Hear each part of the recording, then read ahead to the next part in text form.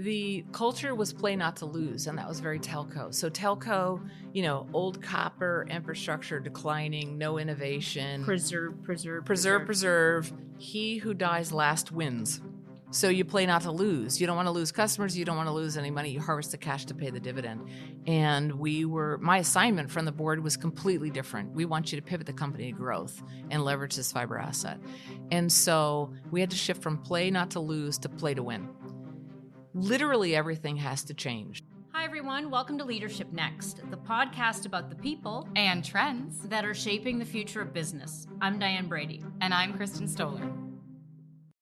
This week, we're talking about Lumen. I feel like do.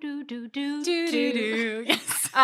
Little shout out to Severance there. It's creepy, and it's not Severance. Let's point that out. It's not. It's Lumen Technologies, not Lumen Industries. There's no Adam Scott, no Ben Stiller, just Kate Johnson.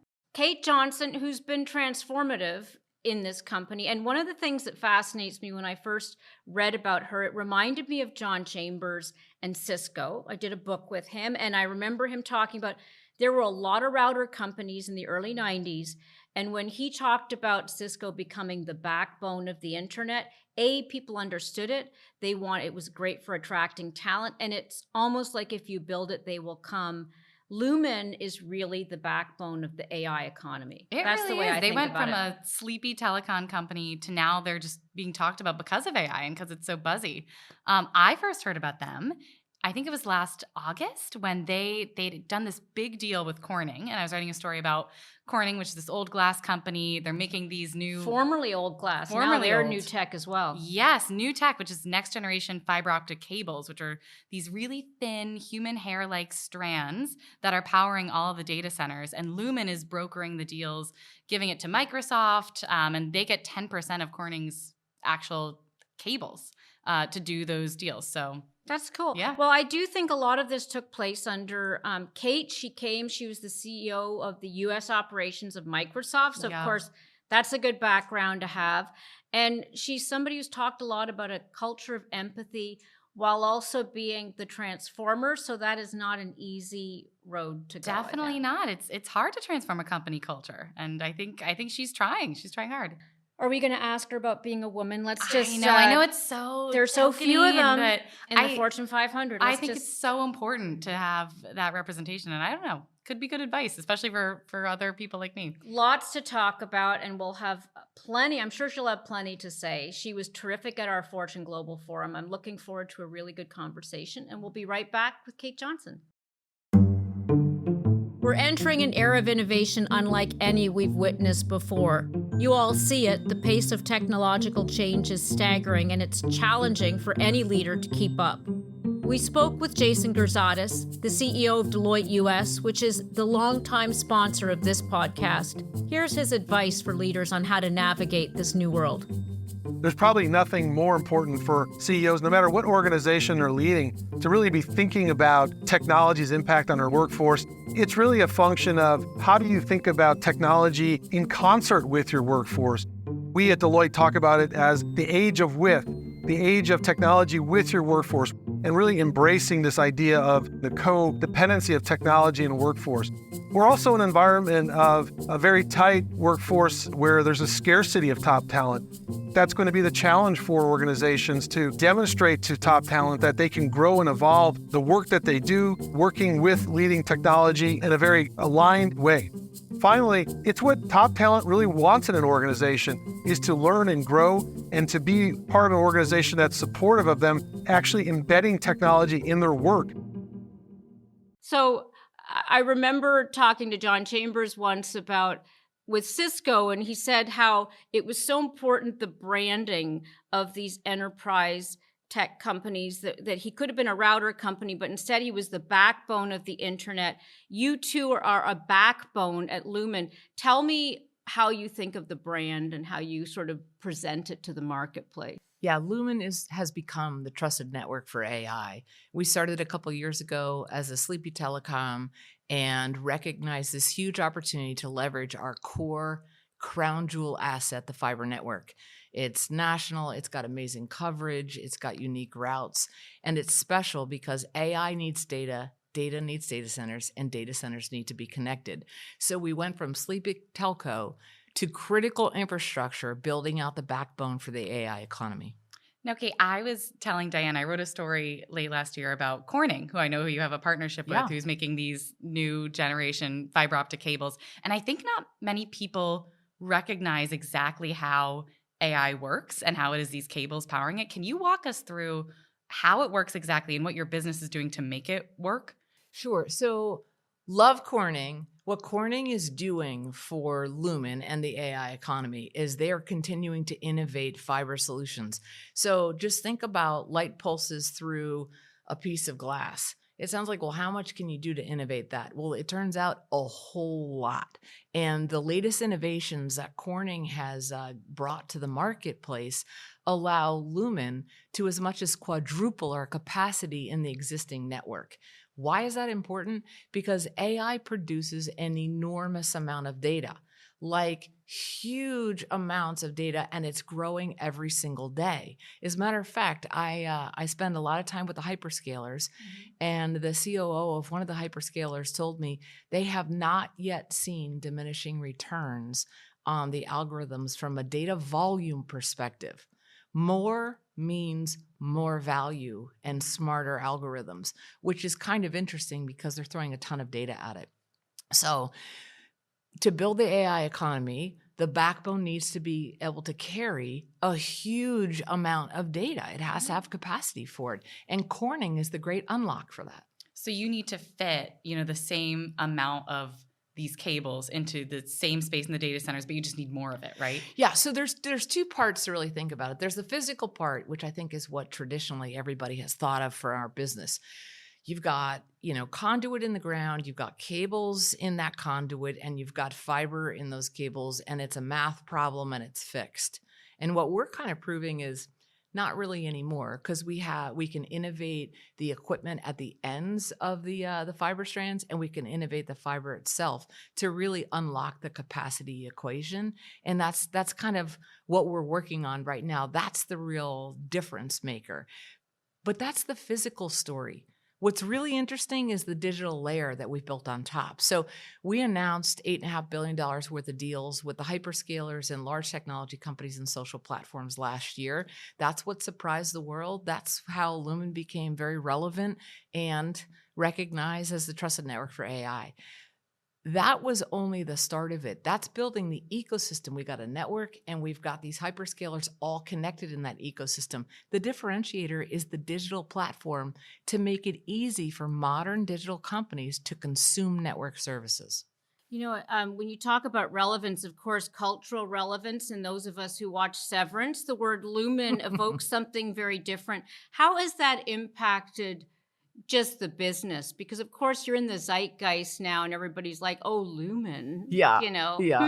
Okay, so it's fun. Yeah. It's fun to be associated with a TV show. And the commonality is I think Lumen on Severance thinks a lot about data, and so do we. Yeah. But that's kind of where it ends. Do you have macro data refinement? Is that even is that a term that No, you have? but you know what? Our network is required for it. Okay. There you go. Okay. So the thing is, our cultures are so different, right? Culture at Lumen has been the differentiator. It enabled us to take this company on the brink of obsolescence and make it relevant, make it modern, make it agile, and make it critical. Have you leveraged it in any way if you met the actors? I mean, it just seems just too perfect. Not yet, but there's always an opportunity on the horizon. Ben we'll Stiller, think about we're it. telling you, yeah. The word fast impact, it doesn't really evoke, you don't have a big headquarters with like circa 1980 technology. So. That's right. We're modernizing and simplifying everything, including our real estate footprint. So that's also where we sort of separate. Well, I feel like speaking of the 80s, the telecom industry has been an industry that is historically so slow to innovate. It's been a lot of the same. Yeah. So tell us, I know you said you have this new platform. Tell us what Lumen is doing differently to avoid the trap of getting in, the weeds of that. Yeah. So we're thinking about everything completely differently. It's one of my favorite things to do. I love leading change. I love disrupting business models. I love shaking things up. To produce value for customers, to produce value for shareholders. And what's different about Lumen is the digital platform that I described a little bit earlier. And you're right. telco hasn't seeded, not just since the 80s, but for a really long time. And it was the utility mindset. We have critical infrastructure that we're going to have it just be reliable and stable and fixed. And it was very, very physical, point to point, static, no change. Change was considered bad because we wanted stability in those capabilities. And the world doesn't work that way anymore. So telco seeded innovation to the digital upstarts, to the hyperscalers, and to data center companies. And they really took the ball to start to connect networks to different clouds. And what we recognized immediately is, hang on a second, we've got this fiber network. It spans the nation. We've got all of the capital intensive, not easy to replicate. It's not easy to replicate, and it's ready to go. We've got this digital layer that we've built on top of it to make it ubiquitous, to make it easy to use these services. And really important, we have all of the technology companies already connected in there. So we've got this ecosystem. How can we be different? And navigating, every CIO has the problem of cost. It's hugely expensive to move data from place to place. Everybody charges a tax. Oh, you're going to go across my network. Oh, you're going to go across my cross connect. You're going to go in and out of my cloud. Tax, tax, tax, tax. And what Lumen's new architecture is doing is it's eliminating all of those points of friction, the ability to tax, and making it easier for CIOs to move workloads from cloud to cloud cheaply, more securely, faster, and more reliably. So I know you've been a champion of the transformation of Lumen. I want to walk back a bit. Obviously you were the head of US, for Microsoft. Mm-hmm. What did you want to be when you grew up? Let's go back to early. Early. I think I probably would have loved to have been one of the actors on Severance. Yes. Yeah. Okay. Mm-hmm. So there is a connection. And what is the appeal of acting to you? What is it that spoke to you? It was just exciting and different. There was a problem though. I had literally no talent. Oof. Yeah, so I went into electrical engineering instead because it was the obvious next step. That's right. That's why we did journalism. Yeah, right. We're both singers. Yeah, we are. Yes. Yeah. Oh, really? Yes. All right. I was a bad singer. Show me. Give me something. I did say I wanted to sing on this podcast, but I don't know if now's the time. She's more of a Broadway singer. I sang in a ska band, and I was sang in a band that would go on when it was last call. So I think that tells you a lot about the quality of the band I was in. So how do we clear this room? Yeah. Blank expression. So there you go. But I think electrical failure engineering. it's one of the leadership lessons is failure builds resilience. So there Yeah. you go. That is my singing. Exactly. I like to say, let's put failure to work for us. Yeah. I love that. Right? But, How do we learn from it? Walk us through. I mean, you'd like to talk about the importance of being competitive. I, too, am competitive. I think that's an important value, frankly, to bring to any business. But take me to, what do you think the strengths are that put you in a position to be the kind of leader you are? I mean, look, I'm forged over, 30 years in corporate America, so there was no one thing. But I think I took a really long time to figure out what I love to do. I'm innately curious. I have a million questions. I used to drive my parents crazy. I used to drive my teachers crazy. Why? Never stop asking. Now I drive my teams crazy. Same You'd be questions. a good journalist too, Kate. That's right. So, yeah. So I totally love exploring and learning, and I think that was important. And then what I found that I was, I guess, kind of good at was leading change, and the psychology of it, the organizational behavior, the structures, the process, the methodology. I just loved it. And I was, at Bell Labs for a little while. I was in sales for a little while. I was in consulting for a while. And then I had a bunch of, executive leadership roles on the commercial side. And the commonality was whenever there was a need to move an organization from point A to point B, I loved it. I loved being a part of the team. I loved leading it. I loved measuring the outcomes. I loved managing it. I loved being the dot connector. And that's kind of really needed to transform a company. And I think that's why this job was so appealing. One of the many things I learned at McKinsey was that most transformations fail. Mm-hmm. And why is that, do you think? People. So, people, process, technology are the three stools, the three legs of the transformation stool. And everybody obsesses about the technology and the process, and they forget the people. And the minute I got to Lumen, I said, okay, we're only going to have a chance to pull this off if we focus on the people. We're going to rebuild this company starting with the people. And I called, a friend and a work colleague across a number of different projects, Brené Brown. And I said, "Oh, that's a good friend to have." It's a good friend. It's a good friend. And I said, she picked up the phone. I had been on a year-long sabbatical, and she said, "Are you back?" And I said, "I'm back." And she said, "What are we going to do next?" Because we'd worked together at Microsoft. And I said, "We're going to transform a sleepy little telco into a digital networking powerhouse." And she said, "Put me in, coach." And we immediately started working on what would need to be true from a people perspective to pull off this transformation. And I will tell you that the success of Lumen over the past 2.5 years is attributable to that focus. Well, I love that focus on people in that story. And you've worked at, Microsoft, Oracle, GE. Are there any mentors, besides Brené, that you've had that really motivated you and gave you any good advice you could share? Yeah. So I talked about learning and curiosity. I have so many people who are kind to me and supportive throughout my career. I mean, I learned a ton from Safra Katz when I worked at Oracle, buying a bunch of companies. I learned a ton from Beth Comstock at GE about how to scale brand. I learned a ton from Satya Nadella transforming a company. Those are formative ones, but I had mentors in every direction, 360. Whenever I see something that's replicatable, that's impactful, I try and understand, do I have that capability? Do we need that capability on the team? That person is extraordinary. Can we get that person to teach us to scale that capability? But I do the same for bad behaviors, like, oh no, that doesn't work. How do we get rid of that from the team, from my own, behaviors, et cetera? And I love being intentional about that. So I have mentors 360. I know, that sounds kind of odd, but it's really the way I think about it. No, I think it's important. And there's so much I want to ask you about. One of the things I want to pause on is sabbatical, because when you're building a career, it's one of the most fraught things to do, especially as a woman, because we keep hearing about off ramps, on ramps. I remember Jamie Dimon took an 18-month sabbatical, I believe, after he left, Capital One. Mm-hmm.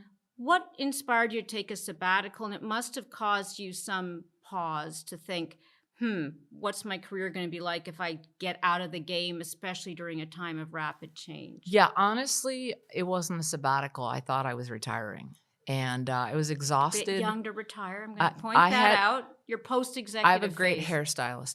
So, the number wasn't what I was thinking about. It was really about the exhaustion that I was feeling. And I had never really taken a break. And I was go, go, go, go, go. And everything about my life was go, go, go. And I was so exhausted I couldn't do it anymore. And my mom just happened to die and I needed a break. And so I said, okay, I'm going to retire and I'm going to go focus on other things. And 6 weeks into this said retirement, I realized that I was just tired and that I probably maybe should have just taken a break. But then since I was in this moment of nothingness, which is terrifying for people who have spent their entire careers going. I did a couple things that were really important. I enrolled in some leadership courses. I enrolled in some psychology courses. I hired a coach to help me think through. Was that Brené or somebody different? No, it was somebody different. Yeah, she's she would have been good. Yeah, she would have been kind of pricey for this moment in my life. But I basically assembled a team of advisors and a learning moment, and I just relished it. And I exercised and I slept and I did all the right things. And then this coach of mine asked me, she would give me assignments. She gave me this assignment, and I don't know if this is going to resonate with you, but she said, I want you to ask your husband, your children, and your friends what it was like to be with you for the past 20 years. And then I want you to ask them what they would like to see you, be like to be with for the next 20. What did you learn? I mean, I can tell you adolescents, they'll just tell you anyway, but what did you glean from that exercise that made you lead differently? They were in their 20s and they were the most articulate. What'd they say? We know you love us, but you're so impatient and you don't take time to breathe, and it gives us all anxiety.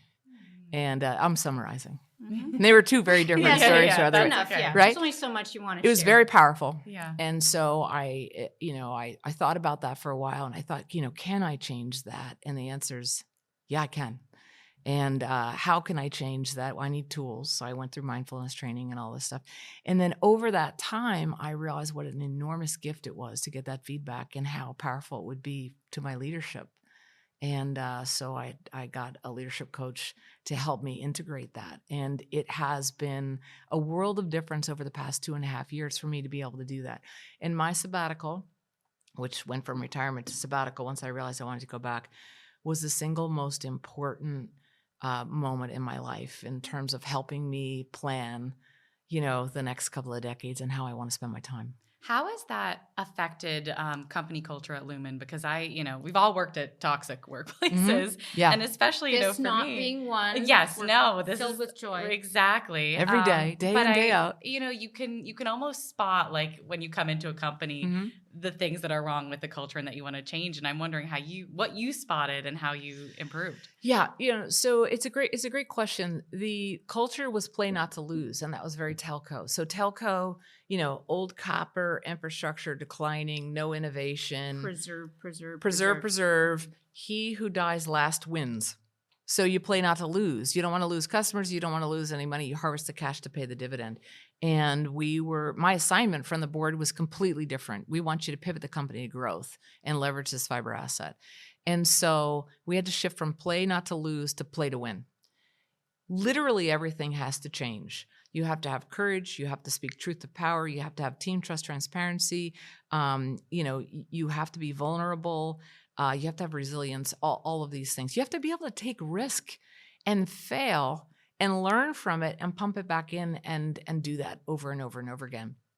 That's why I called Brené. That's why we rolled out Dare to Lead training to 25,000 people at the same time to say these are the core competencies. And we did that in the first year. And it is why we're able to be so resilient in a market that's actually pretty turbulent right now. I get feedback all the time. There are pockets where it's not perfect. I think what happens is workforces tend to say, well, we know what the ambition is, but there's a mismatch here, instead of leaning into the places where it's actually really working and figuring out how to get that, virus to sort of spread. But I would say for the most part, we changed the culture materially in the shortest period of time I've ever seen because of two things. Number one, we were very specific about the methodology and the outcomes, and we changed our performance management systems. So at Lumen, what you do is 50% of how you get paid. How you do it is the other 50%. How do you measure how you do it? Is that easy to measure? We have 8 behaviors and outcomes associated with those behaviors, and you get measured by your peers and your boss. Do you know them? If you memorize the 8 behaviors? Yeah, I do. What are they? Team trust, transparency, customer obsession, courage, communication, or clarity. And oh, we're putting you on the spot. Oh, no, okay. I know. That's like, you got 7 out of 8. That's respect. Yeah. I respect and that. growth That was mindset. Good. There you go. I got it. Is there a way, and I don't want to make this too touchy-feely because we're talking about like very, obviously high tech. It's such a period of change right now. It is inducing a lot of anxiety. Tactically, besides inculcating these behaviors, how do you yourself stay calm during a period of extreme change? I just on a tactical level, what do you do that is keeping you centered? Because you said that you're a different leader today, yet you're obviously moving at the speed of change, because that's, I think, one of the hallmarks of Lumen. Walk us through your day a little bit. So one of the things that I learned in my sabbatical was that my impatience was making everybody else, uncomfortable. Well, that's not a place where anybody wants to be. And in my career, I thought of all the times where the leader was impatient, but not in a fair or constructive way. And I immediately recognized that in myself. So I really needed to fix it. And let me tell you, I'm not going to say it. And I have some spectators that were here in the audience, which, yes, we have a live studio audience. The peanut gallery may start interrupting me in a second if I'm not radically truthful on this one. I still lose it. And I still, have to do a lot of deep breathing. But I think one of the tools that I use all the time is the stimulus response thing. And I literally physically say, okay, stimulus and response, if they're immediate, you can only react. but if you can make space to process, you're going to respond, and responding is always better than reacting because it's more intentional, it's Study more the thoughtful. problem. And so I've gotten a little bit better at that. I think as an organization, I mean, look, we have an incredible opportunity. This country and this administration right now wants to be more competitive, wants to modernize and simplify.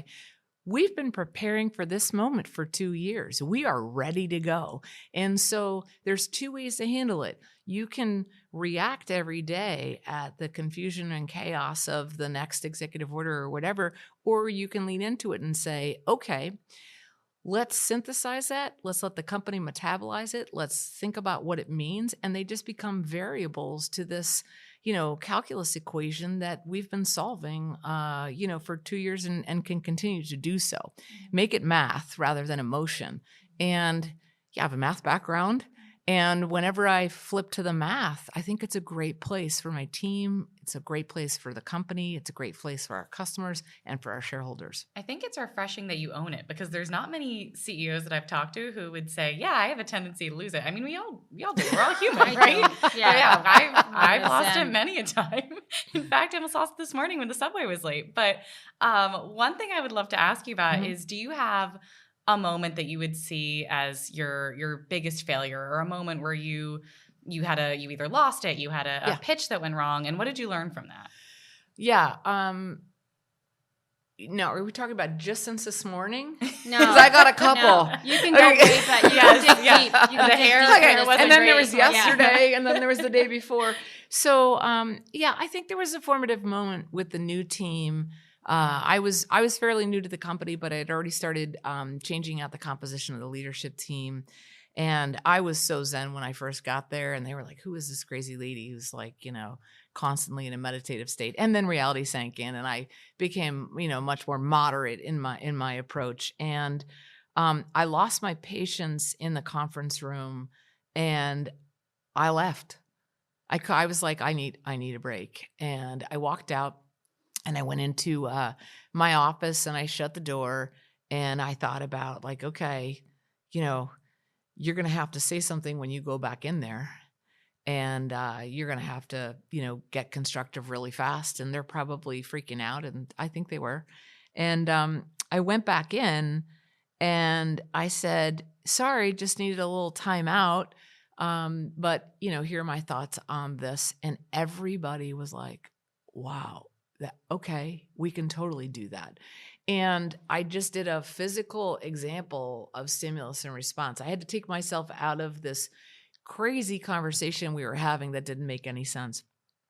And when they saw it, they said, that's the first time we've ever seen somebody put themselves in a timeout, and we got to use that more often. And we still do it to this day. Putting it's like, time out wow. feels like a punishment. I Giving know. time, right? It Yeah. used to be a punishment, but now you're making space to process. And if you can't do it in a constructive way, it's the kindest thing you can do to the people around you. And we do it for each other, not to each other. I wish I could have reframed that as a parent. One of the things about Yeah, me too. about AI is there's so many stakeholders. You mentioned one, of course, on the policy front, but also we're looking at variables like energy, right? Yeah. And then there's the adoption rate, the kind of employee resistance or leaning in.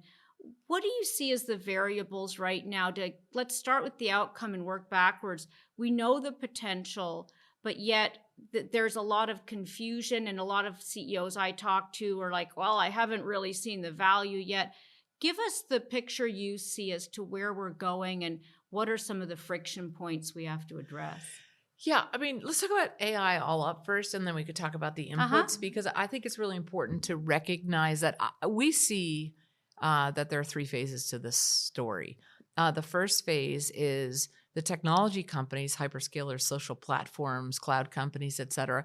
They're building their models, and they're recognizing that they need a different infrastructure footprint in order to be able to provide these services, to their customers. Different being what? Being more data centers, more compute Right. power, more connectivity, Yeah. et cetera. And so they're doing their massive build out, and they're tweaking it. Oh, I need this much, no, this much. I want to lease, I want to buy, I want to build. I want to connect internationally, I want to connect domestically, et cetera. And they're figuring it out, and it's changing every day because they're learning every day from these models, and they're training these models with data, just like you and I were talking about earlier. The second phase is really inference, or using those models to transform your business. And we're right at the early stages of that. And that's why you see so much mixed result. I find it fascinating that this is the fastest diffusion of technology in the history of mankind. More people are using this technology than any other technology, including the iPhone, in terms of time to adoption. And yet everybody's really impatient with the return. Right. But any technology has a J-curve return. You got to pump a bunch of money into it before you start getting a return. And so the inference phase, I think, is going to go for a while. I think CEOs and CIOs together are saying, how do we make workers more productive? How do we transform our functions? Finance of the future, HR of the future, et cetera. And then how does all that fit together to become a company that's going to thrive in a world of AI? And I don't think anybody knows the answer off the bat. I think you got to do a lot of homework, and we're right in the middle of that. And then once everybody's using AI, agentive AI, or, generative AI, or a large language model, whatever kind you're using, when AI starts talking to AI, it's going to accelerate the learning, it's going to accelerate the need for critical infrastructure, and it's going to accelerate the pace of business. And I think that's the third phase, which we can't even imagine right now, but we have to plan for, because critical infrastructure takes decades to build and prepare for these moments. Well, speaking of infrastructure, I'm so curious about the whole energy and sustainability piece of this, Mm-hmm. because, with the rise of AI, rise of energy needed to power it. How are you looking at how sustainability plays into this and the planet too? Utilities are nervous. Yeah. Yeah. So there's a great search for power. So I think originally everybody was like, okay, this is a power game. How do we get energy? How do we make it clean? How are we going to figure this out? And then they realize, wait a second, it's a lot more than that. It's about space, power, cooling, and fiber. And, each one of these pieces represents a part of this work plan for how we get a data center up and running. We're working with states to understand who has what capabilities. I was with a couple of senators from a state that has an enormous amount of nuclear energy capability, and are uniquely suited to host data centers there in a pretty clean way. And they need help getting the network there. So I think everybody's trying to figure it out. What do we have? What do we need? What does that look like 10 years from now, 20 years from now, 50 years from now? And how do we make sure we still take care of the planet and also achieve the goals, which is to make sure that the United States thrives in the era of AI? There's so many different visions of AI. Some are apocalyptic. I was just at a CEO weekend, and one of the CEOs said, I think in 20 years we could be gone. And then, of course, there's the nirvana sort of idea that you're going to be empowering people and it'll add so much intelligence. Give us a sense of the vision you see, because, again, you're on the front lines. You see the capability. There is a transition that is going to disrupt the way we work. Can you paint a vision of what you think will come out of this? Look, I'm an optimist, and I'm also a technologist, and I love technology and I love change. And while I think the timeline appears to be dramatically faster than anything else we've experienced, I think the trends are still the same. There's the recognition of the technology and the impact it could have. There's the, sort of allocation of resources towards figuring it out. There's the workforce shape-shifting that's happening. And everybody looks at the shape-shift as like, oh no, those jobs are going to be gone forever. But they're not necessarily looking at the jobs that are being added. And skill set shifts, tend to be generational in terms of who benefits from it. And so that's the hard part, is that there are people who aren't quite ready to leave their jobs and their moments, that don't have the right skills to advance the AI ball. That's the most amount of pain. But if you take a couple steps back and you look at it holistically, I think we're anticipating a much larger job creation than ever before from this technology, and a relatively per capita smaller decline in jobs. And I believe that, because you still need creativity, you still need ingenuity, you still need empathy, and those are the human characteristics that what make AI successful. How do you use AI both in your day-to-day in work and then also personally?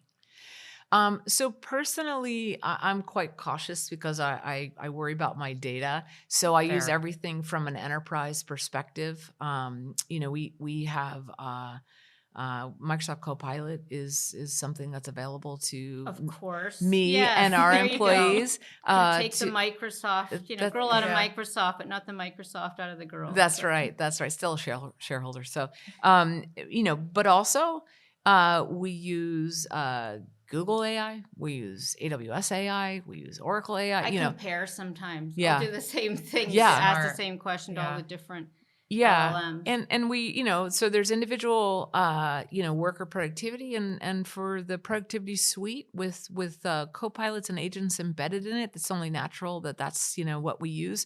When you start talking about applications, your enterprise applications to run the business, sometimes we create our own AI, or sometimes, we use what comes native with those applications. And then I think the company, we're very proud of our AI operations and the capabilities of AI that we have in our network to provide self-healing, for our customers, and also, intelligence. Self-healing? What do you mean self-healing by network? So if you have, a problem and you learn from that problem, you can prevent the problem from happening again, or you can send out, So I was thinking more in a therapy, like, hey, I need help today with my boss. I'm all into mindfulness, Kristin, but not necessarily from that perspective. See how my digital agent does in healing. But let me ask you, I'm always a bit hesitant about this because, as a woman myself, I feel there's no better way to kind of clear a conversation of men than to put the word women on something. And so I know that you're one of the few women, of course, leading a Fortune 500 company.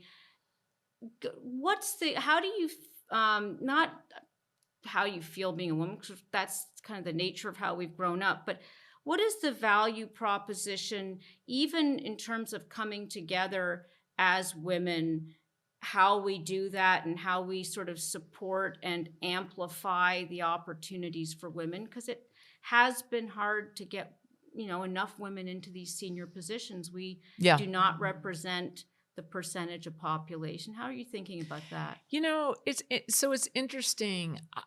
I have recognized the enormous power of community in this job by first realizing that I was incredibly lonely in this job. So I have a board. The board is incredibly supportive, but they're not my friends. No. And I have a team, and the team is amazing, and I love them, but they're not my friends. And you're kind of in it by yourself a little bit. And, the first couple of months on the job as a new CEO, when there's a really hard problem and, you're watching everybody sort of bat it around, and then everybody in the room turns to you and you're like, hang on. Uh-oh, I'm the only person left, that is here to provide an opinion. That can feel isolated unless you reach out and you build a community. And I've been doing that with women and men because, there's a cadre of CEOs out there that are the new ones. We're all talking about what it's like to be a new CEO. The ones that have been there for a while are kind enough to give you some advice on things, pitfalls that they experience that you could potentially avoid. And then there are ones that have been there a long time that really want to kind of shift in their career and provide mentorship. And I've been building a community of all three. And I would say that connecting with female CEOs is really, really fun. We never, ever talk about our gender. We only ever talk about the business.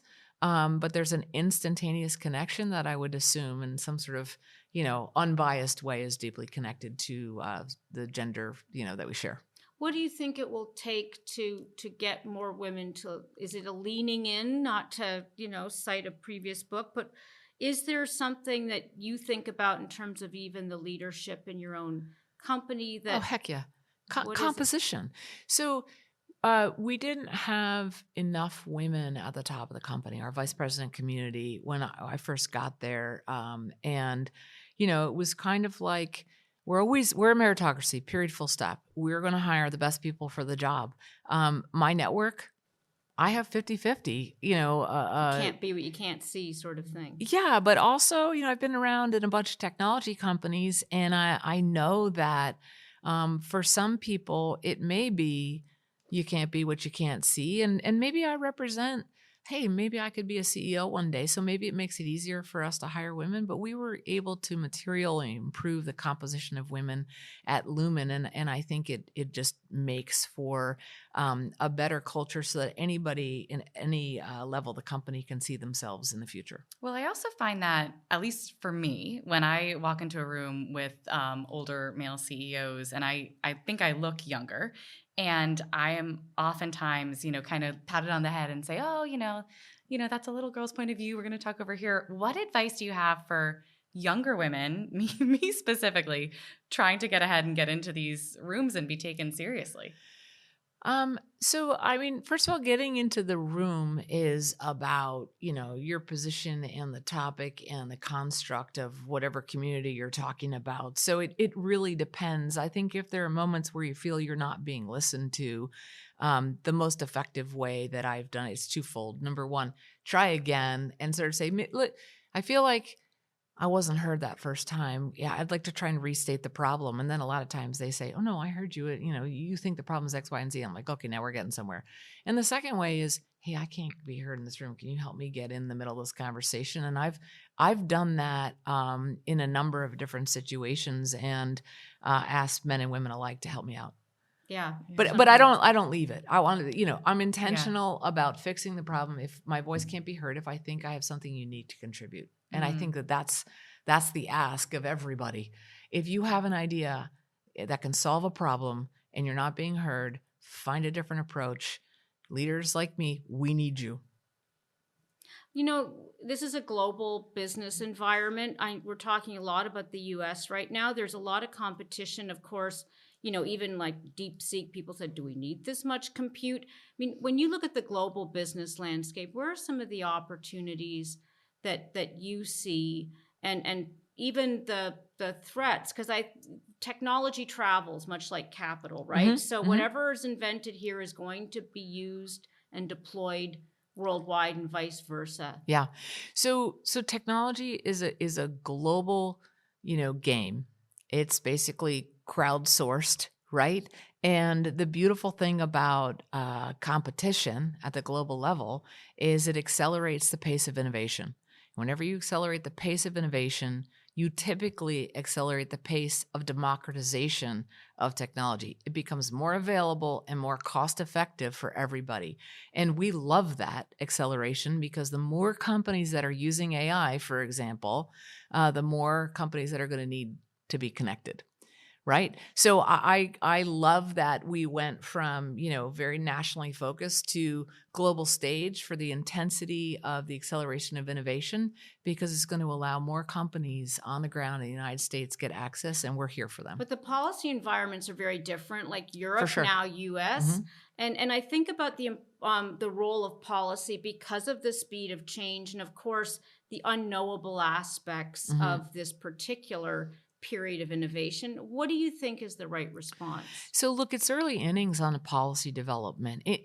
I'll talk about terra firma first. In the United States, thinking about what we need to do to modernize and simplify policy so that companies can go fast. We want to win the AI race. We want the United States to be the AI superpower. And in order to do that, we need to build out those data centers. We need to, give tax breaks to companies for R&D and AI. We need to do all of those things.